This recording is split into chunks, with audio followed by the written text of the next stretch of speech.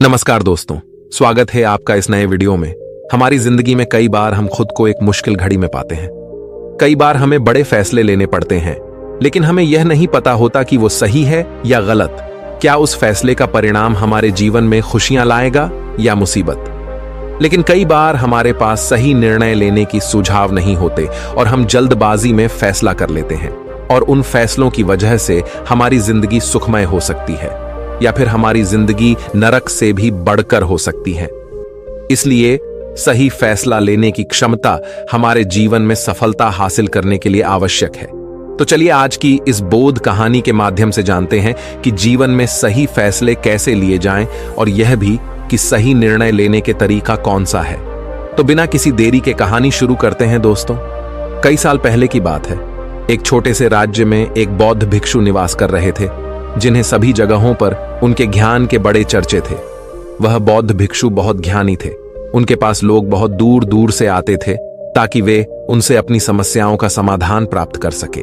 उनके पास कोई भी कैसी भी समस्या लेकर क्यों ना आए, वह समस्या का समाधान अवश्य करते थे। जब भी वह किसी की समस्या सुनते तो उस समस्या को बड़े ही ध्यान से सुनते, समझते, उसमें लीन हो जाते, और उसके बाद कुछ देर के लिए वह आंखें बंद करते और समस्या के बारे में अच्छे से सोच विचार करते और उसके बाद उसका समाधान देते। ऐसे में कोई भी व्यक्ति उनके बारे में केवल एक ही बात सोचता था, शायद इन साधु के पास कोई ऐसी चमत्कारिक शक्तियां हैं जिससे यह समाधान पूछते हैं और उसके बाद हमें वह समाधान बताते हैं।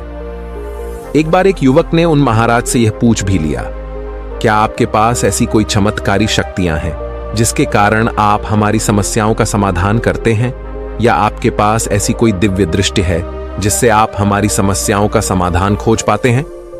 उस युवक की यह बात सुनकर वह साधु जोर जोर से हंसने लगे, लेकिन उन्होंने उस युवक की बात का कोई जवाब नहीं दिया। उसके कुछ ही दिनों बाद उस राज्य में एक बड़ी अजीब सी घटना घटी। उस राज्य में एक बुढ़िया औरत रहा करती थी जो अपने पूरे घर में अकेले ही रहती थी। उसका कोई ना था। उस राज्य से होकर 4 मित्र अपने घर की ओर जा रहे थे। वे लोग दूसरे नगर में काम करके पैसा इकट्ठा करके अपने गांव की ओर जा रहे थे। ये बात बहुत पुराने जमाने की है, जब यातायात के साधन ना हुआ करते थे, इसलिए वे लोग पैदल ही यात्रा किया करते थे। इसी कारण वे चारों मित्र अपने अपने धन को इकट्ठा करके अपने गांव की ओर प्रस्थान कर रहे थे। उन चारों ने अपना अपना धन एक छोटी सी पोटली में रखा था और उसी पोटली में उन सब की सारी कमाई थी।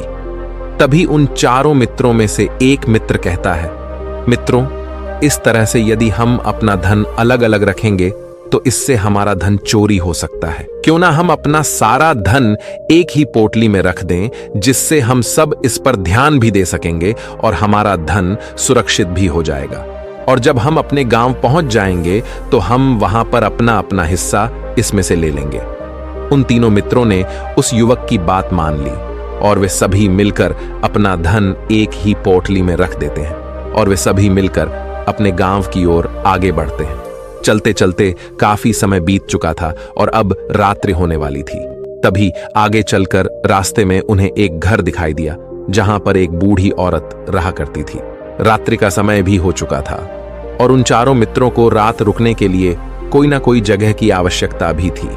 ऐसे में उन चारों ने मिलकर यह योजना बनाई कि वे लोग आज रात इसी घर में ठहरेंगे। इसलिए वे चारों लोग उस घर की ओर आगे बढ़ते हैं। उस घर का दरवाजा खटखटाते हैं। तभी सामने से एक बूढ़ी औरत दरवाजा खोलती है और उन चारों मित्रों में से एक मित्र हाथ जोड़कर उस बूढ़ी औरत से कहता है, माता जी, हम अपने गांव की ओर जा रहे थे, लेकिन यहां रास्ते में ही रात हो गई और अब हम इतनी रात में सफर नहीं कर सकते। इसलिए हमारी आपसे विनंती है कि हम आपके यहाँ पर एक रात रुकना चाहते हैं। सुबह होते ही हम यहाँ से चले जाएंगे। उस बूढ़ी औरत ने काफी देर सोच विचार किया और उसके बाद वह बूढ़ी औरत कहती है, ठीक है, तुम सभी आज रात के लिए यहाँ पर रुक सकते हो। मुझे कोई दिक्कत नहीं, मैं खाना बनाने जा रही हूँ। कहो तो तुम लोगों के लिए भी बना दूं। उन चारों ने सहमति जताते हुए कहा, हाँ बिल्कुल। उसके बाद उन चारों मित्रों ने धन की पोटली उस बूढ़ी औरत को थमा दी और कहा, माता जी, इस पोटली में हमारे साल भर की कमाई है। हम चारों ने अब तक का अपना सारा कमाया हुआ धन इसी पोटली में रखा है और अब हम इसे आपको सौंपते हैं, क्योंकि यह हम चारों से ज्यादा आपके पास सुरक्षित होगा। हम बस इतना चाहते हैं कि यदि हम चारों में से कोई एक व्यक्ति से लेने आए तो आप इस पोटली को उसे मत देना जब तक कि हम चारों एक साथ इस पोटली को लेने न आए। तभी वह बूढ़ी औरत कहती है, ठीक है बेटा, यदि तुम चारों एक साथ आओगे तभी मैं इस पोटली को आपको सौंपेंगे। और वैसे भी आप लोग तो सुबह यहां से चले जाने वाले हैं। मैं आपको सुबह ही यह पोटली थमा दूंगी, वह धन की पोटली। उस बूढ़ी औरत को थमाकर चारों मित्र निश्चिंत हो जाते हैं कि अब उनका धन सुरक्षित है और वे लोग खाना खाकर सो जाते हैं। अगली सुबह जब वह चारों उठते हैं तो सभी लोग अपनी आगे की यात्रा के लिए तैयारियां शुरू कर देते हैं। उन चारों नौजवानों में से एक नौजवान थोड़ा सा बदमाश था। वह अपने उन तीनों मित्रों से कहता है, भाइयों, इस बूढ़ी औरत ने हमारी रात भर खातिरदारी की है, हमें अच्छा भोजन खिलाया, सोने के लिए अच्छी जगह दी, रात भर यहां सर छुपाने के लिए एक अच्छा मकान दिया और हमने अब तक उसके लिए कुछ नहीं किया। वह बूढ़ी औरत अकेले ही खेतों में काम कर रही है। क्या हम सभी यहां से जाने से पहले इस बूढ़ी औरत की मदद नहीं कर सकते? उस बदमाश नौजवान ने मन ही मन यह योजना बना ली थी कि वह किसी तरह से भी उस बुढ़िया से पोटली हासिल करके ही रहेगा। बाकी के तीनों मित्र उसकी बातों में आ जाते हैं और वे सभी मिलकर उस बुढ़िया की मदद करने अर्थात खेतों में काम करने के लिए चल पड़ते हैं। वे सभी मिलकर खेतों का काम कर ही रहे थे कि तभी वह बदमाश नौजवान अपने बाकी तीनों मित्रों से कहता है, मित्र, मुझे जोरों की प्यास लग गई है, मैं जरा उस बूढ़ी औरत से पानी मांगकर लाता हूं। वह बाकी मित्र भी अब काफी थक चुके थे, उन्हें भी जोरों की प्यास लगी थी, इसलिए वह तीनों मित्र उसे वहां से जाने की अनुमति दे देते हैं। जैसे ही वह बदमाश उस बूढ़ी औरत के पास पहुंचता है, वह उस बूढ़ी औरत से कहता है, माता जी, अब हम यहां से जा रहे हैं, कृपया करके हमारे धन की पोटली हमें वापस दे दें। इस पर वह बूढ़ी औरत कहती है, नहीं नहीं, जब तक तुम चारों एक साथ ना हो तब तक मैं वह पोटली किसी को नहीं दे सकती। तुम्ही ने तो कहा था कि जब तक हम चारों एक साथ ना हो तब तक यह पोटली किसी को नहीं देनी है। तभी वह बदमाश उन तीनों की तरफ इशारा करते हुए कहता, हे लाओ।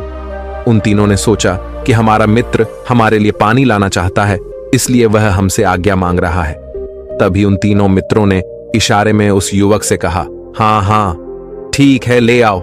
ये देख, उस बुढ़िया को यह लगने लगा कि अब ये चारों यहां से जा रहे हैं और ये अपनी पोटली मांग रहे हैं, इसलिए उस बुढ़िया ने वह कोठलाकर उस बदमाश के हाथों में रख दी और वह बदमाश उस पोटली को लेकर वहां से चला गया और बाकी के तीनों मित्र अपने खेत के काम में व्यस्त हो जाते हैं।